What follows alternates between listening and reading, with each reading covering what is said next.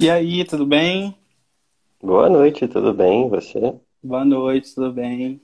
me ouve bem? Sim, tá saindo bem o som? Tá ótimo. Só ajeitar aqui.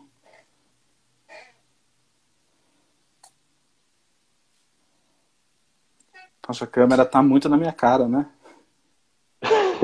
Meu Não, tá Deus! ótimo. Eu, É a primeira live que eu tô fazendo na minha vida. bom, acho que live eu também. Vamos esperar ver se entra mais alguém pra gente começar.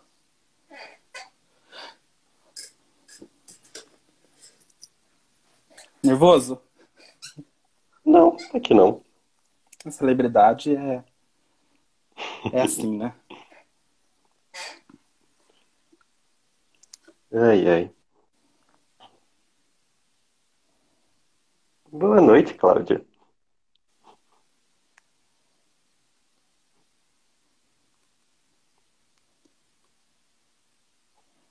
Bastante gente entrando.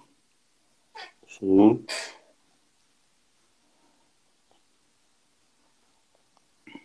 O áudio tá bom aí? tá ok. Beleza.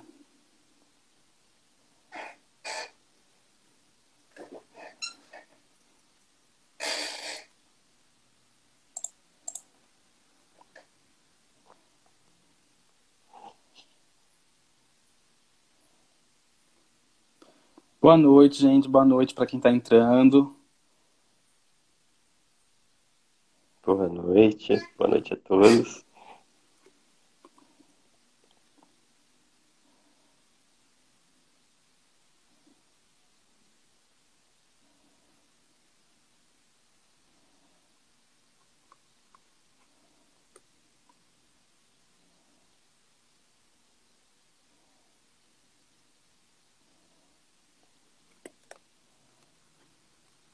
Nossa, como essa câmera realça nossas imperfeições, né?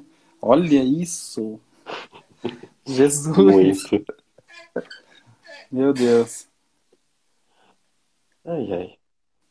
Boa noite, Fidel.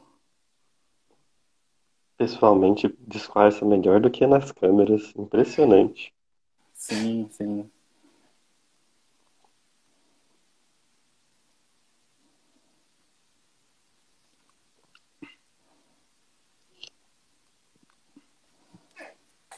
Bom, gente, uma boa noite a todos.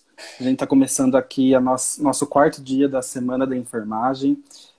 Hoje eu decidi fazer uma live para a gente poder compartilhar com vocês. Posteriormente, eu vou postar essa live no YouTube também, para vocês poderem assistir posteriormente. Quem não teve a oportunidade de assistir agora ao vivo vai poder assistir mais tarde.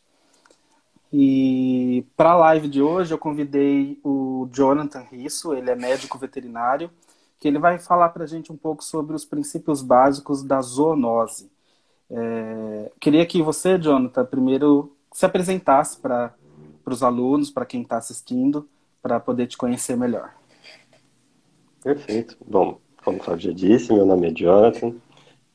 Sou médico veterinário, me formei pela Universidade de Marília.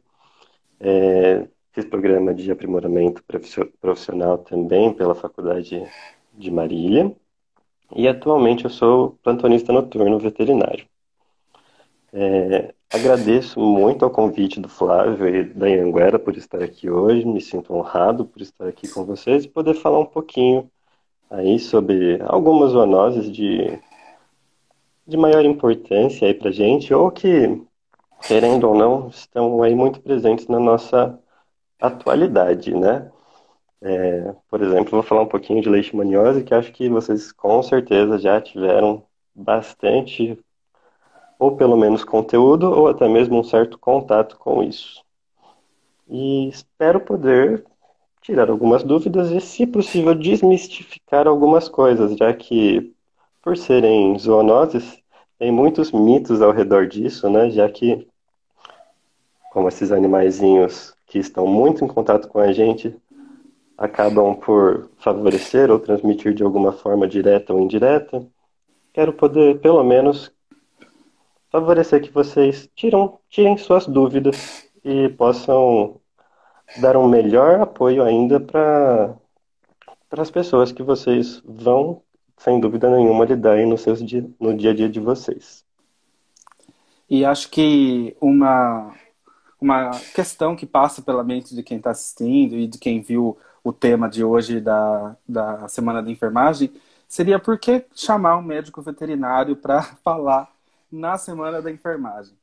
Então, acho que a gente podia começar falando sobre o NASF, né, o Núcleo de Atenção à Saúde, né? Então, o NASF, ele prevê que tenha um médico veterinário inserido na, na rede assistencial de saúde, justamente pelo caso de zoonose, por esses casos de doenças comuns entre animais e seres humanos, para que ele consiga, junto com os enfermeiros, médicos e a equipe de saúde, consiga bolar algumas estratégias para a gente conseguir minimizar esses riscos e prevenir essas infecções entre animais e seres humanos, para que as pessoas consigam entender e conviver com esses animais sem pensar, primeiramente, em abandoná-los. Eu acho que esse é um ponto muito importante dessa conversa. Então, o médico veterinário ele está inserido no NASF e está inserido na rede pública de saúde para a gente conseguir, junto com toda a equipe que faz parte dessa rede assistencial, dar um controle e prevenção e um tratamento adequado tanto para os animais quanto para os seres humanos. E para a gente começar, gostaria que você, Jonathan, falasse para a gente um pouco sobre a definição de zoonose, né? O que seria uma zoonose, para quem está assistindo a gente entender um pouquinho sobre a conversa? Bom, basicamente, de uma maneira bem simples, zoonose é toda e qualquer doença onde exista um animal e uma pessoa em seu ciclo. Então, são doenças onde que os animais, ou de forma direta ou indireta, possam passar essa doença para nós e muitas vezes vice-versa também é verdadeiro. Lembrando que algumas doenças podem ser acidentais. A gente pode entrar no ciclo da doença de alguns animais de uma maneira que nem sempre é anormal para um parasita, como por exemplo vocês já podem ter ouvido falar do ancilóstoma. Se der, a gente vai até falar um pouquinho disso depois. Mas basicamente é toda e qualquer doença onde os animais ou as pessoas estejam no ciclo desse parasita, seja ele qual for, um vírus, um protozoário, uma bactéria, e de uma maneira ou de outra, o convívio próximo entre as espécies favoreça a transmissão dessa doença. Sim. E dessas essas doenças, a gente escuta bastante falar sobre algumas. A raiva é uma delas que se fala bastante, né? Apesar de ter um tratamento e um controle muito eficaz hoje em dia, se fala muito sobre a raiva. Leishmaniose, que é como você mesmo disse, é um ponto muito importante. Toxoplasmose gera, assim, um grande mito entre o convívio dos animais, dos gatos, por exemplo, com os seres humanos. E acho que a gente podia começar falando um pouquinho sobre a leishmaniose mesmo, que vira e mexe a gente escuta falar que teve uns surtos muito grandes, está aumentando os casos. E o que acontece? Fala um pouquinho para a gente sobre a leishmaniose em si e essa relação que ela tem com o ser humano. Perfeito. Bom, vamos lá. Para vocês terem noção, eu sou aqui de Marília. Marília aqui é uma região endêmica para leishmaniose. Se pararmos para pensar, não estou tão distante aí, talvez, de vocês, 200 quilômetros, né, de Jaú. Então, querendo ou não, pode ser que vocês lidem com esse tipo de doença aí, talvez importadas, mas consigam, de uma maneira ou de outra, precisar lidar com isso. A leishmaniose é basicamente uma doença transmitida pelo mosquito palha, ou do gênero Phlebotomo, né? E esse mosquito, ele tem uma ampla disseminação aí no nosso meio. Aqui em Marília ele é muito comum, ele está presente em toda a cidade. Basicamente, por ser uma doença transmitida por um vetor, é uma doença de difícil controle. Temos aí a dengue para nos dizer o quão é difícil a gente conseguir Sim, controlar, por sim. exemplo, um mosquito. Basicamente, a leishmaniose é uma doença muito agressiva. Ela geralmente infecta cães que atuam como reservatório, principalmente no nosso meio urbano. O cão em si, ele é bastante susceptível à doença e ele não consegue de maneira eficiente controlar realmente a infecção. Por ser reservatório, ele acaba no meio urbano favorecendo a infecção dos mosquitos e por isso acaba disseminando a doença. Mas uma coisa que eu quero deixar bem clara a todos é que o cão não transmite doença para o homem. De maneira direta, ele não tem perigo algum. O grande problema é que nós temos, se nós tivermos, no caso, um cão contaminado no nosso ambiente, muito facilmente um mosquito poderia picá-lo e transmitir a doença tanto para os nossos lares ou para os nossos vizinhos, né? Uma vez que é muito fácil a transmissão de doenças, principalmente por vetores como mosquitos. Por isso, uma coisa que eu quero frisar é que, diferente do mosquito da dengue, o mosquito da leishmania ele não precisa de água parada para se reproduzir. Ele se reproduz em matéria orgânica.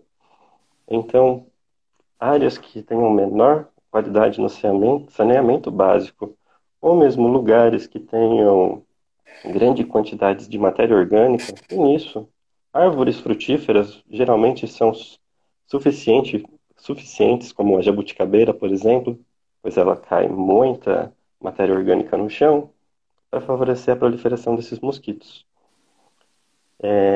Então, assim, é muito fácil com que esses mosquitos estejam presentes no nosso meio. E, portanto, a doença acaba se transmitindo de uma maneira muito fácil também. Jonathan, esses mosquitos têm um sexo definido que faz a transmissão? Tipo, é só o macho, só a fêmea? Geralmente só a fêmea, né? Assim como o mosquito da dengue. Mas o macho, ele acaba sendo mais polinizador. Então, a fêmea tem Sim, uma importância maior.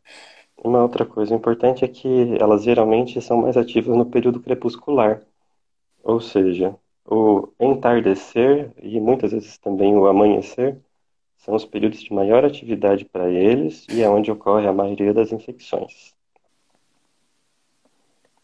sim. Por isso, pessoas que tenham animais em casa, não seria interessante, por exemplo, deixar esses animais ao relento, principalmente nesses horários. Até porque hoje se fala muito mais de posse responsável, por exemplo. E ter um animal para ficar simplesmente no quintal nem sempre é a melhor opção. Hoje, querendo ou não, eles fazem parte da nossa família. E nós Sim, temos que cuidar deles como membros da nossa família, com certeza. É uma né? responsabilidade muito grande, né? Você ter um animal. Acaba sendo quase que um filho, né? Para muitas Exato. pessoas. E o Atualmente existem mosquito? pessoas que realmente adotam os animais como filhos. Então, realmente, Sim, é um contato muito próximo. sim. E como você disse, o mosquito, ele é um vetor, né? Ele que transmite essa doença, ele que propaga a doença. Mas o mosquito, só para a gente entender melhor, assim como na dengue, ele não nasce com a capacidade de transmitir essa doença, né? Não, ele realmente não nasce. Ele se infecta. E é nessa hora que o cão, como reservatório, tem uma grande importância. Basicamente, os cães são quem dão um alarme em qualquer região que não tenha leishmaniose. Geralmente são os primeiros animais que a gente vai diagnosticar. Sim, Só que quando a gente tem um animal diagnosticado, muitas vezes a gente já tem muitos que não foram diagnosticados. sim. E dos que Estima-se, foram. Oi? Não, pode falar. Estima-se que, por exemplo, 60% desses animais não apresentem sintomas. Só que mesmo os cães que não apresentam sintomas, sem tratamento adequado ou sem uma prevenção adequada, vão transmitir leishmaniose. Então, se mais da metade dos cães não apresentam sintomas e fa- favorecem a disseminação desse protozoário, isso é uma questão de saúde pública muito importante. Sim. Principalmente no sentido da gente precisar nos prevenir melhor. E a gente viu, hoje, mas nem tanto hoje em dia, mas algum tempo atrás, a gente via muita gente abandonando esses animais por conta deles estarem com leishmaniose e às vezes num estágio um pouco mais avançado, com medo de contrair essa doença. Então, como você mesmo disse, não há necessidade, né, de isolar esse animal, né? Não há necessidade de abandono, até porque ele não vai transmitir para nós, não de maneira direta. Porém, existe hoje já um tratamento para leishmaniose. Não, o tratamento, embora não seja 100% eficaz, quando eu digo eficaz, basicamente porque a doença ela é uma condição crônica, ela não vai ser curada. Os animais positivos vão conviver com essa doença o restante da vida e por isso vão precisar ser monitorados. Mas hoje, com um tratamento disponível, por exemplo, não é mais necessário nem fazer eutanásia. Tem muita gente que se recusa a levar o animal no veterinário, inclusive mesmo quando tem suspeita da doença, por medo, porque acreditam que vai ser feita eutanásia do seu animal. E isso não é verdade. É muito pelo contrário. Esse animal ele precisa ser diagnosticado, ele vai sim passar por uma notificação compulsória, porque ainda é obrigatório, mas ninguém tem obrigação de eutanasiar o seu animal. Claro que desde que tome todas as medidas necessárias para a contenção, tá?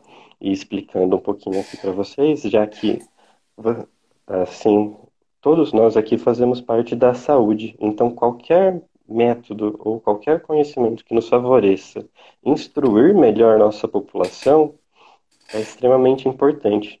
E principalmente nós que temos contato direto com a população, precisamos deixar algumas coisas claras. Esses animais precisam ser encoleirados, coleira repelente, tá? De preferência em todo ambiente, ou em toda cidade, ou todo local que a leishmaniose esteja presente de forma endêmica, todos os animais deveriam ser encoleirados. Hoje já existe a vacina. Em contrapartida, a vacina é um complemento da coleira. A primeira coisa que nós devemos ter cuidado é encoleirar e fazer um tratamento repelente nesse animal, ou seja, impedir que o mosquito chegue até ele. E aí, dessa forma, a gente impede o mosquito de se contaminar e propagar a doença dali em diante. A Sim, nossa intenção é, então, proteger o cão e, óbvio, tratá-lo da melhor sim, forma possível, promovendo a melhor qualidade de vida possível para esse indivíduo, para esse paciente. sim. E como você disse, é uma doença que não há cura, né? É uma doença crônica. É uma Qual doença crônica. qual o período que ele está transmitindo? Esse animal que está doente, ele tem a capacidade de toda a vida estar transmitindo essa doença? Não transmitindo, mas se o mosquito picar ele, transmitir para outros animais e para os seres humanos, ou não? Existe uma janela? Sem tratamento e sem uso de repelentes, todo animal infectado vai sim é, favorecer a transmissão desse parasita, tá? Sem tempo So- determinado, Sem tempo determinado, por toda a vida. por Enquanto ele toda a for vida. positivo para a doença, ele vai transmiti-la, Sim, tá? Em contrapartida, com os tratamentos atuais, a gente consegue quase zerar a carga parasitária na pele, por exemplo, que é onde o mosquito acaba se infectando. A gente pode considerar que muitos deles acabam não passando a infecção então para frente, desde que sejam tratados adequadamente, tá? E só deixando bem claro, sim, é um tratamento contínuo, por se tratar de uma doença crônica. sim. E quais são os primeiros sintomas que que a gente tem que prestar atenção no animal que a gente tem em casa, para se atentar a levar a um veterinário, a levar em alguma clínica para poder ser examinado? Bom, quero reforçar que 60% desses animais não apresentam sintomas. Então, qualquer animal proveniente de uma área endêmica, eu não sei se Jaú está incluso nessa área. Jaú tem muitos casos hoje ou não? Hoje em dia não tantos, mas ano passado teve um surto muito grande aqui, uma transmissibilidade muito grande. Porque basicamente todo animal que venha de uma área endêmica deve-se sim ter como suspeita a leishmaniose. Então, assim, check-up é interessante, encoleiramento desses pacientes para prevenção e monitorar esses animais aí durante todo o seu convívio conosco. Quanto aos sintomas, os sintomas são bem variáveis. Para nós que lidamos com o atendimento clínico desses animais, a gente descobre a leishmaniose muitas vezes da maneira mais absurda possível. Por que eu digo isso? A gente muitas vezes tem a visão de que leishmaniose é uma doença que causa lesão de pele em animais.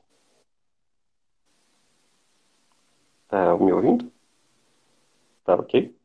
Sim, acho que deu uma travadinha aqui.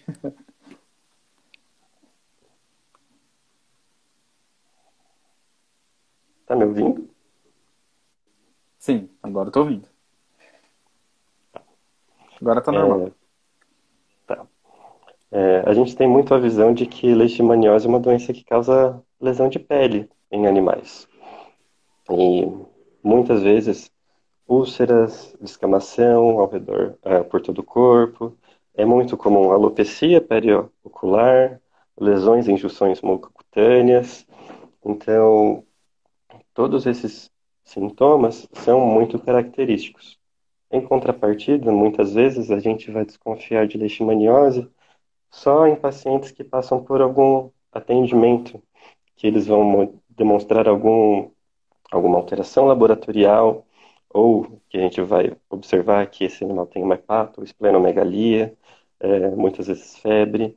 é, as plaquetas, muitas vezes, desses animais podem estar abaixo do limite normal. Então, é muito importante, sim, a gente estar atento aos sintomas clínicos, mas preciso deixar claro que em áreas endêmicas, onde existe a leishmaniose, a prevenção é o melhor remédio. Sim. Então, os sinais, eles se assemelham muito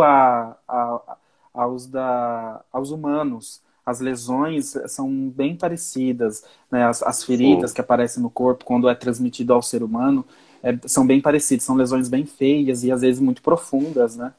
sim, confunde-se muito com pênfigo ou lúpus, muitas vezes, por acometimento de junção mucocutânea, e muitas vezes realmente são lesões de um caráter generalizado. Por isso, assusta bastante dependendo do estágio que esse animal chega. Mas, Sim. sim, os sintomas são muito parecidos com o nosso, né?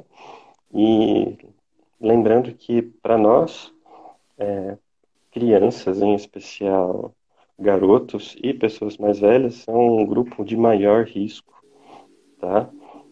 Que podem desenvolver a doença de uma forma mais agressiva.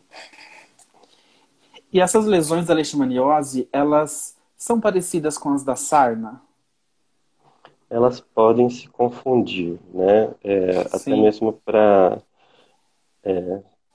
os tutores ou para leigos, existem diversos tipos de sarna e cada uma comete um tipo de. é, Elas penetram em alguma camada da pele de maneira mais específica em cães, né? Em contrapartida, a leishmaniose não tem uma regra. Ela pode acometer mais epiderme ou fazer lesões mais profundas, ela pode fazer lesões nodulares. É muito comum ter pápulas, queda de pelo generalizada, mas focinho, geralmente, e olhos são as regiões que mais são comuns. Abdômen ou áreas glabras, né, que tem pouco pelo, geralmente são bastante acometidas também. E linfonodos geralmente extremamente aumentados. Geralmente, não é uma regra. Sim. E existe o tratamento ele trata a ferida também com alguns medicamentos tópicos ou são só tratamentos injetáveis? O Como que tratamento é faz? sistêmico, né, por via oral. Uma vez que a gente inicia o tratamento, a gente vai acabar diminuindo a carga parasitária desse paciente e, portanto, a gente vai conseguir de uma maneira mais efetiva controlar todas as suas lesões. É claro que pode-se haver infecções secundárias que precisem ser tratadas de maneira secundária também, mas o tratamento, sim, vai fazer com que o animal retorne a um estado de melhor aparência, né? Essa pele vai melhorar. É, a gente não vai curar esse animal, mas a gente vai conseguir sim promover uma melhor qualidade de vida. Sim. Então o tratamento se assemelha muito ao tratamento humano também, né? Assim como as Sim. lesões Em também se assemelham contrapartida, demais. sim, em contrapartida, as medicações não são as mesmas, até para a gente não causar resistência, né, por uso Sim, indiscriminado de medicação. Mas é sim, por isso que a gente precisa ter um acompanhamento veterinário para conseguir lidar com isso. E principalmente para vocês, é muito comum as pessoas terem animais em casa. Então é uma coisa que a gente precisa se atentar, porque muitas vezes vocês vão acabar sendo o primeiro contato e são com vocês muitas vezes que os pacientes acabam criando até um vínculo maior. Então, vocês precisam pegar essas informações. Muitas vezes vocês são realmente, como se está dizendo muito hoje em dia, a linha de frente. Então, a gente precisa saber orientar e saber colher informações para a gente conseguir dar o melhor tratamento, o melhor atendimento possível para esses nossos pacientes, sejam eles animais ou humanos. sim.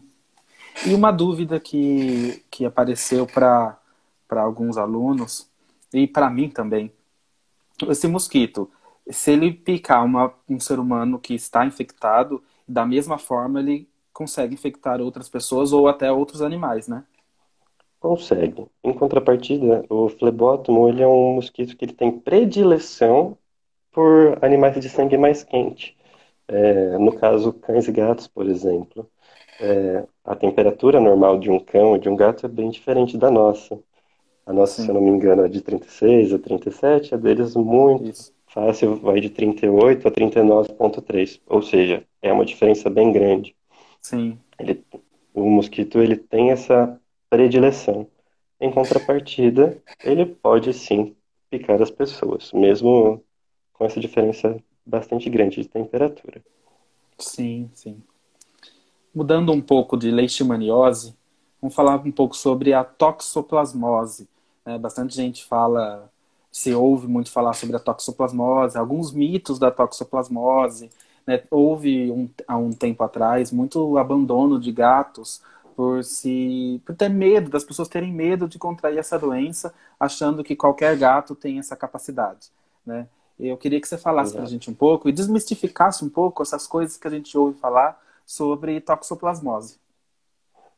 Perfeito. Então, vamos lá. Toxoplasmose é transmitida aí, o parasita responsável por essa doença é o Toxoplasma gondii, né? E ele é um parasita em especial, felídeos, tá? Felídeos, então, todo e qualquer felino, de grande ou pequeno porte. Embora eles sejam parasitas desses animais, eles acometem mamíferos em basicamente de todas as espécies, tá? Acredita-se que, por exemplo, o toxoplasma favoreça com que alguns animais percam a aversão à urina do gato, e isso favorite a predação, ou, quem sabe, facilite a nós termos um melhor convívio com os nossos gatinhos, né? Até porque dono de gato conhece bem eles, geralmente são tão sistemáticos quanto seus bichinhos. É uma coisa bem diferente dono de gato, dono de cachorro. É bem interessante de se ver. Totalmente. Em contrapartida, a toxoplasma é um parasita, sim, de felinos. Em contrapartida, os felinos sozinhos não são responsáveis por todas as contaminações que ocorrem de toxoplasma, né? O parasita em si, ele só consegue fazer fechar o seu ciclo, ter a reprodução sexuada nos felinos. Em contrapartida, em outros animais que porventura se contaminem, pode haver formação de cistos em musculatura. E esses cistos, por exemplo, num bovino, que pode ir a qualquer momento parar na nossa mesa, é de extrema importância, já que ele pode sim fazer a nossa contaminação. Então, assim, o gato, ele tem sim a sua importância, só que existem outros alimentos tão importantes quanto. E como Locais que, que. Pode falar. locais, por exemplo, que tenham ou que não tenham, na verdade, um correto tratamento de água, água contaminada, como por exemplo material fecal, pode facilmente favorecer a transmissão de, desse parasita. Mas pode falar. Sim. E como que o gato se contamina? Como que há a exposição do gato para poder contaminar o meio ambiente ou outras pessoas ou outros animais? O gato, particularmente, se contamina muito facilmente através de predação, ou seja, comendo presas que estejam contaminadas e que estejam com o toxoplasma em forma de cisto na sua musculatura. Então, basicamente, é a partir desse momento que o gato vai contrair a doença. Ao Sim, contrair a doença, o gato vai passar por um.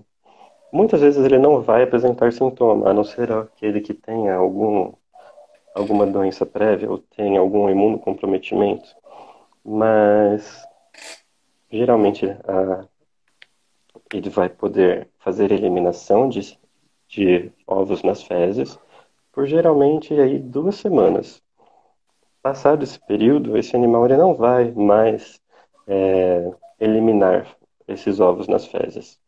Então, o gato em si, ele só tem a importância, ele só vai conseguir promover essa contaminação por 2 semanas. Então, é um tempo considerável, em contrapartida, não é um período permanente.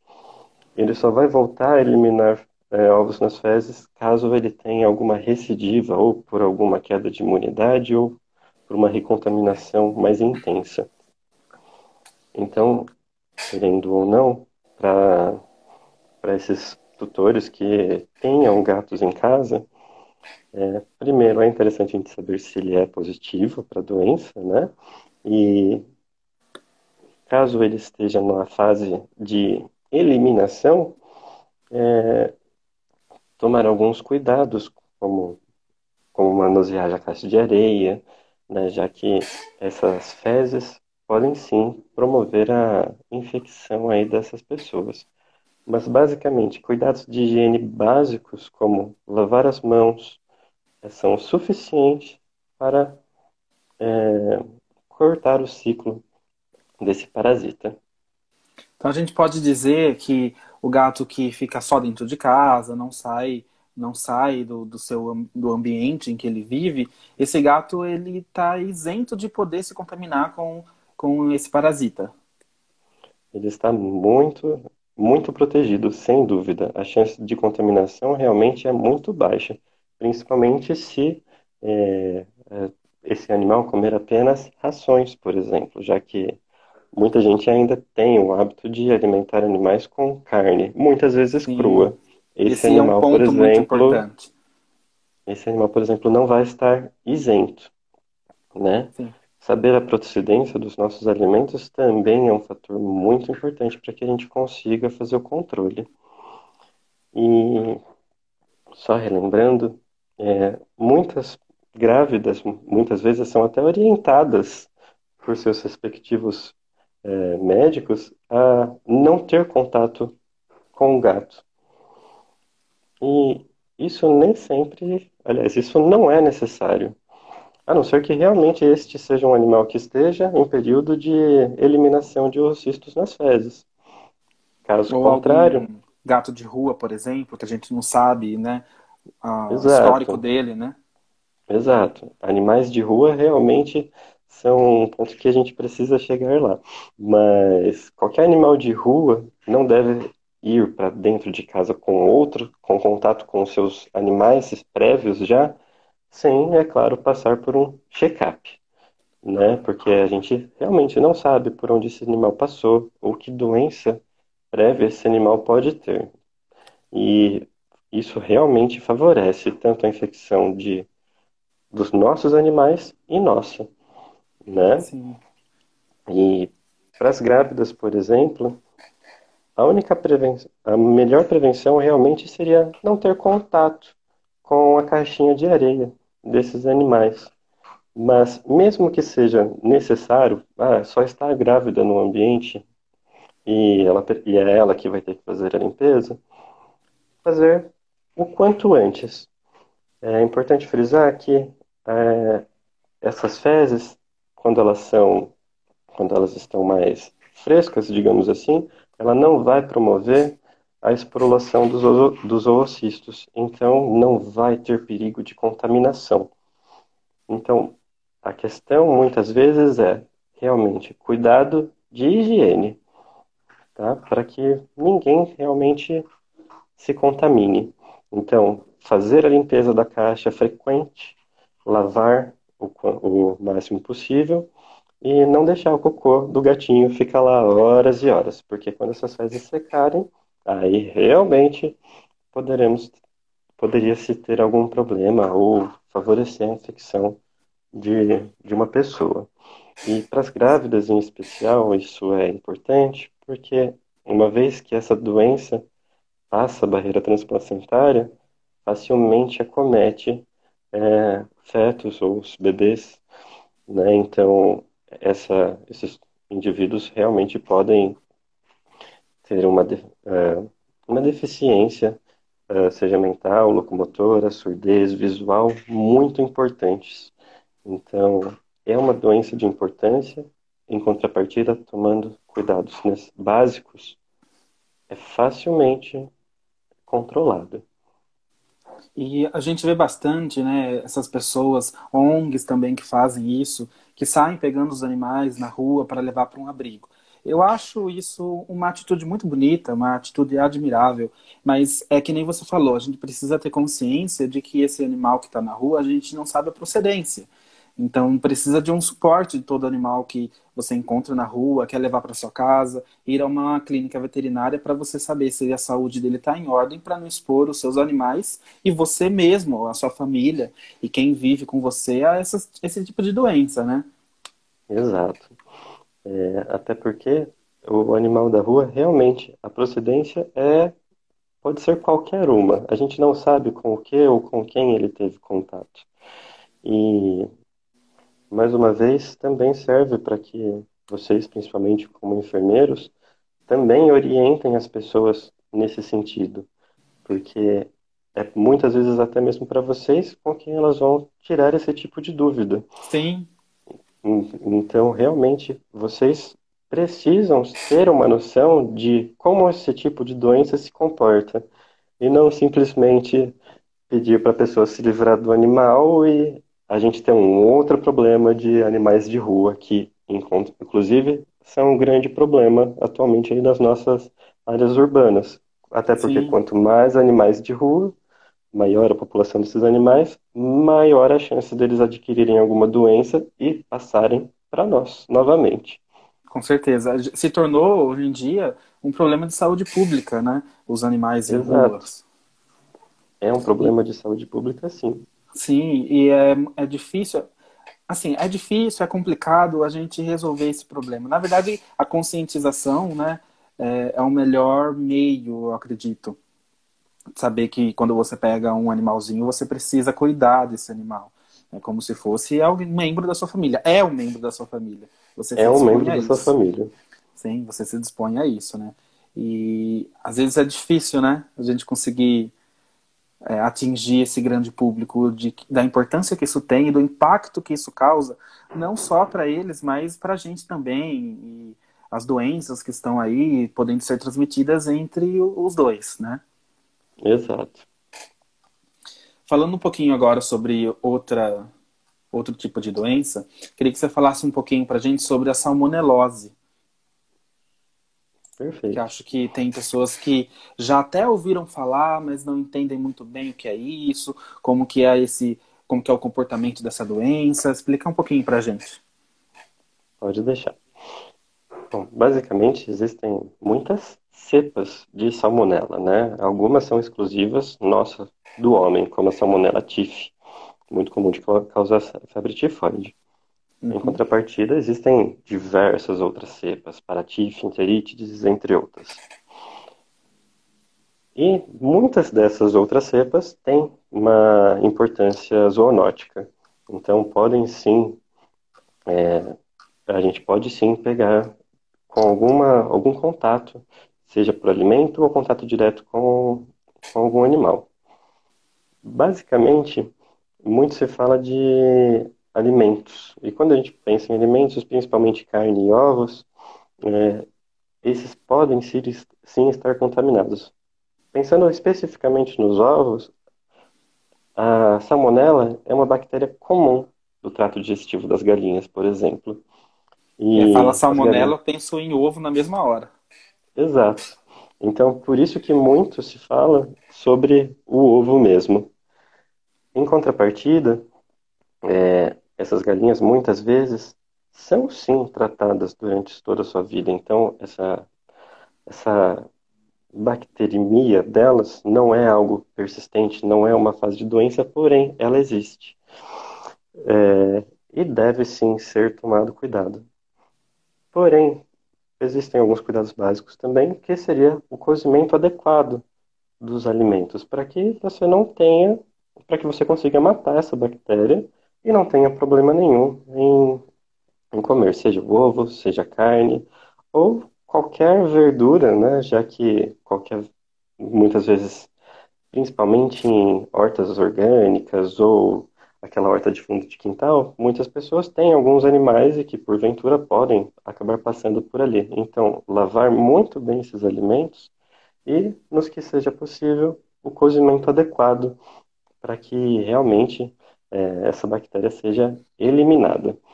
Uma outra coisa é, por exemplo, o leite. O leite pasteurizado é isento da, da salmonela, então esse é um leite seguro para consumo, né? Outros leites que não sejam pasteurizados, muitas vezes, se de uma procedência não adequada, pode sim estar, por exemplo, contaminado com a salmonela. Basicamente, a infecção da salmonelose é a parte alimentar mesmo, né?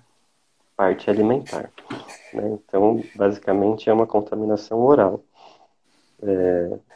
seja por alimentos provenientes de animais ou contaminados de alguma forma por matéria orgânica animal, né? Sim.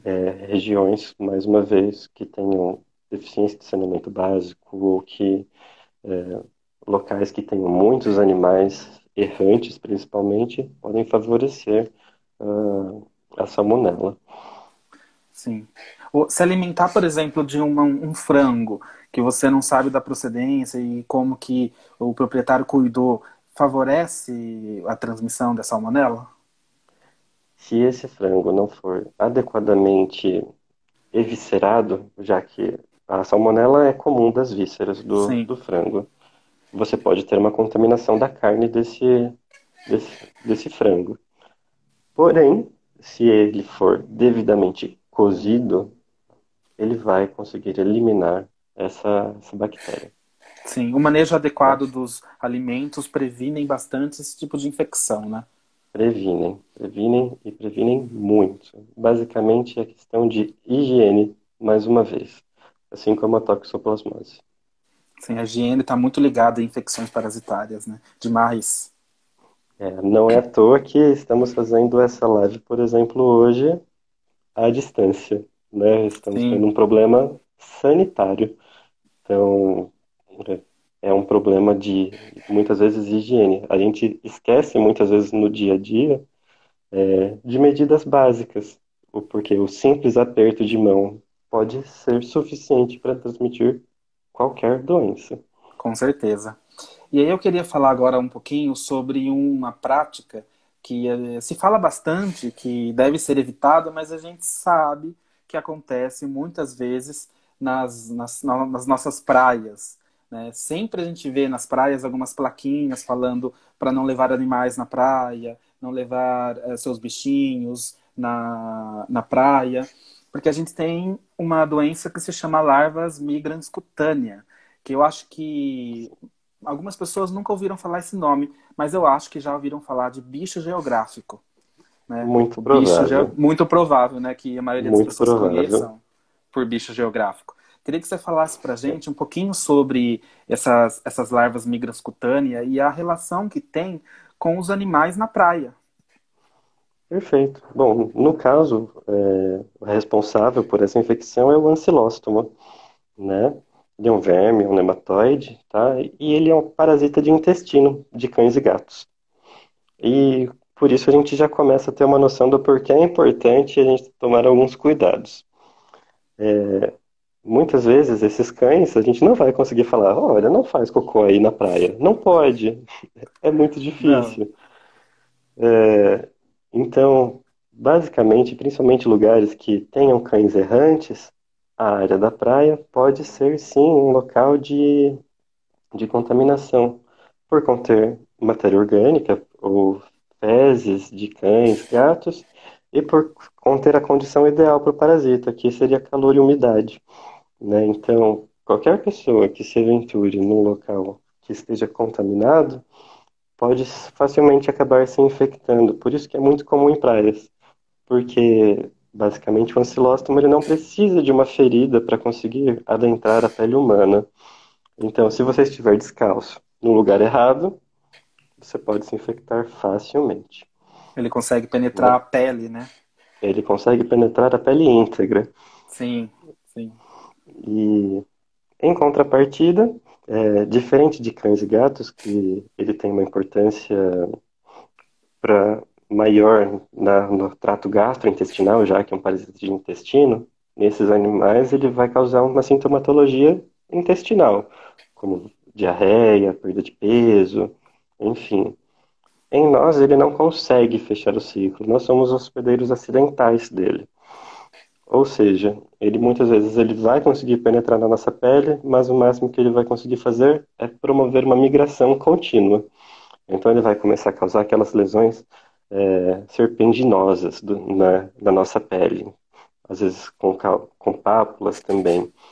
E é muito comum que você pegue esse parasita nas mãos, principalmente nos pés, pernas e muitas vezes nas nádegas, que são os lugares que a gente acaba tendo um maior contato, um contato mais próximo muitas vezes com a areia da praia, né? Sim.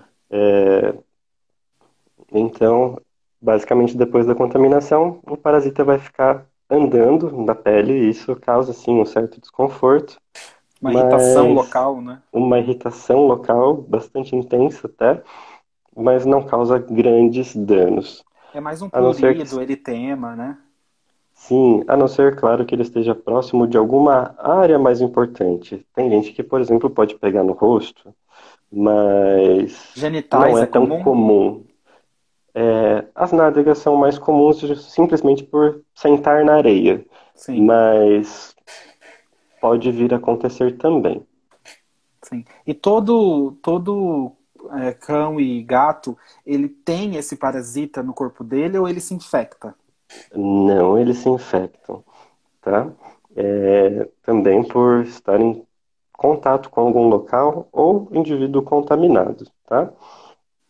Por isso que é necessário e importante, e até mesmo para vocês orientarem a quem vocês estiverem em contato, que sim, esses animais precisam ser vermifugados e vermifugados constantemente.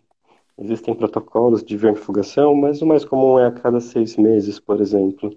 Então, pessoas que tiverem animais e que não tenham Esses animais vacinados poderiam, por exemplo, vacinados não, vermifugados, poderiam correr um risco, por exemplo, de adquirir a doença. Mas ela é mais comum realmente em praias, pelas características do local, né? Então, um clima mais quente, proximidade com o mar, então tem uma maior Propício, né? umidade. Exato.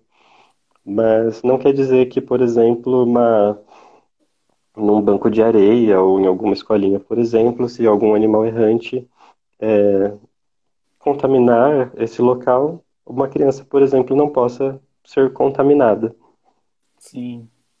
E só para quem está assistindo entender um pouquinho melhor, quando a gente fala animal errante, são animais de rua, que não tem dono, né, que ficam transitando por Correto. N lugares, né?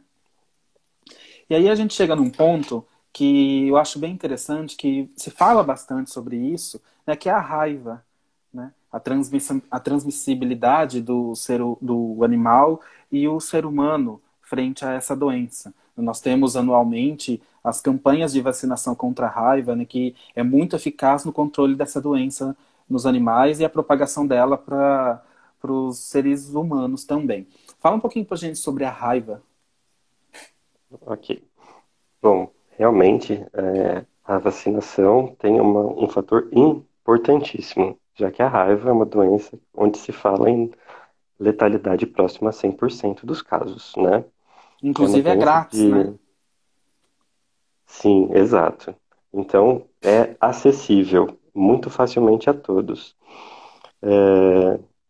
Aí realmente parte da consciência de nós, seja como tutores, a levar nosso animal para essa vacinação. E por se tratar de uma doença tão letal, tanto em animais como em nós, é uma doença que a gente precisa de um controle, sim, rigoroso e constante. Não é uma doença que a gente pode, não estamos ouvindo falar tanto de raiva recentemente e relaxar em medidas de contenção, né?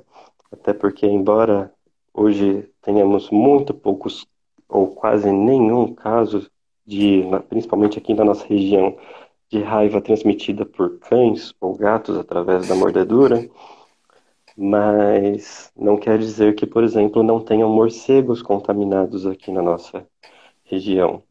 E em locais que a vacinação ficou algum tempo sem ocorrer, alguns casos esporádicos já começaram a acontecer novamente. Então, sim, embora tenhamos as vacinas muitas vezes anuais e de maneira pública, não podemos esquecer que todas as clínicas veterinárias têm vacina o ano todo para raiva e não é uma vacina de valor exorbitante. Então, qualquer um, em qualquer época do ano, pode sim fazer a vacina do seu animalzinho e prevenir e conter esse tipo de doença, Sim. tá? A Creuza está perguntando aqui, Creuza, meu amor, qual o tema? É o controle de zoonose, princípios básicos de zoonose. E continuando falando sobre a raiva, é a partir de quanto tempo de vida o animal eu posso dar essa primeira vacina? Geralmente a partir de 4 a 6 meses, depende da raça, né, da espécie, mas é a partir de 4 a 6 meses. É uma vacina para cães e gatos exclusivamente, tá? Sim. Então, ao contrário de que muita gente pensa que a raiva só dá em cachorro, o gato também pode contrair. Pode sim. Lembrando que a raiva ela precisa ser transmitida através de saliva, né? Então, assim, seja por mordida de morcego, ou seja por algum animal contaminado que acabe mordendo o outro, e isso é válido para nós também. Então, alguma pessoa que por acaso teve contato com um animal de rua, ou seja, errante, que apresente sinais de agressividade, salivação e possa ter tido algum contato ou acidente com este animal, ela precisa imediatamente procurar um atendimento médico, né, para que ela possa sim passar por uma triagem e ser medicada conforme a necessidade. Sim. E agora mudando mais um pouquinho, a gente está mudando, falando basicamente de algumas doenças, para a gente conseguir abordar o maior número que a gente Exato. programou aqui que seja interessante para nossa conversa, tá, pessoal? Então a gente não está se aprofundando tanto para a gente poder ter um princípio básico de um pouquinho de cada coisa, né? Entender como funciona basicamente cada uma dessas doenças.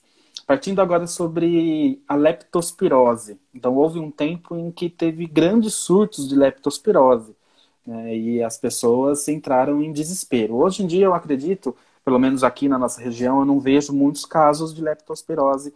Não sei como que tá a nível Brasil, mas Em fala um alguns pouquinho pra lugares gente. ainda tem, tá?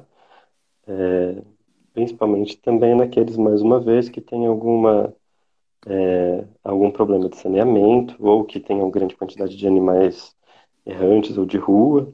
E a gente associa, é claro, muito a leptospirose aos ratos, Aos né? ratos, sim, Até por sua proximidade com esgotos e tudo mais.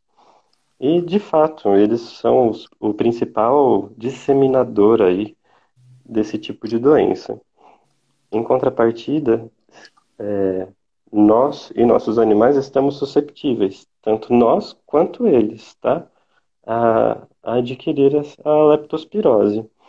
E lembrando, a leptospira também, por ser uma espiroqueta, ela é bastante sensível ao ambiente. Ela não vai ficar no ambiente por muito tempo, mas se a gente tiver contato com ela, ela pode penetrar nossa pele, né, através de regiões mais alagadiças que estejam contaminadas principalmente aí com urina de rato mesmo.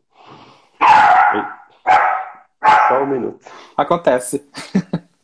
É uma live ao vivo, né? Então, é, e basicamente,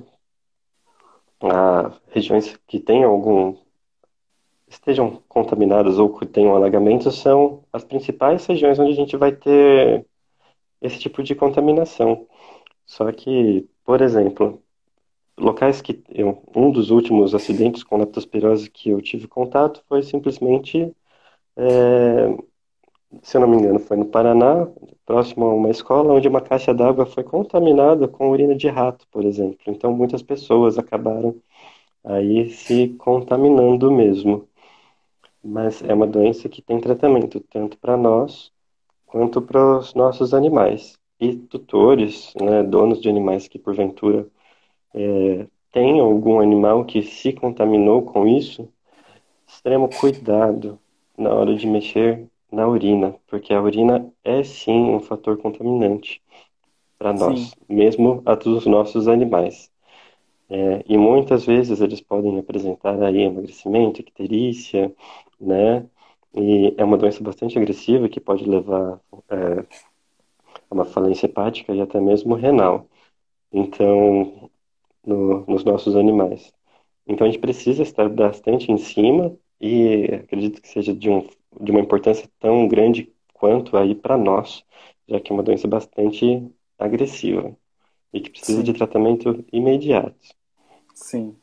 Bom, pessoal, eu não sabia, primeira vez que eu faço live, que ele faz uma contagem em 1 hora certinho. Então tá dando aqui contagem regressiva para terminar. Vai acabar a live? É, pelo que eu Não, tô pô, vendo aqui, sim. tudo bem, qualquer coisa pode chamar de novo. Contagem regressiva de quanto tempo? Ó, tá de 23 segundos. Não vai dar para falar muita coisa.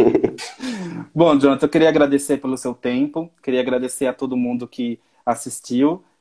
Muito obrigado, e tenha uma boa noite. Uma boa noite, mais uma vez, obrigado pelo convite. É um prazer estar aí com vocês. Foi um prazer. Tchau, tchau.